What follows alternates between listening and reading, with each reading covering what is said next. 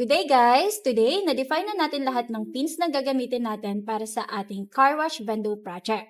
Kasama na dito yung para sa coin slot, relays, buzzer, buttons, at syempre yung mga LEDs. Importante ito kasi dito nakabase lahat ng input at output functions ng ating car wash system. Ngayon naman, gumawa ako ng isang test code. Simple lang yung purpose niya. I-on at i-off natin yung bawat relay at LED ng isa-isa. Para mas safe at madaling makita ang resulta, gumamit muna ako ng LEDs bago natin tuluyang i-connect sa mismong relays. Dito natin makikita kung gumagana ba yung mga outputs, lalo na yung relays na dedicated para sa apat nating services, yung water, spray, soap at blower.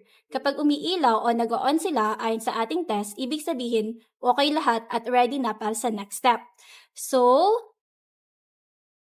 pinutin muna natin yung ating button 1, ito ay para sa water.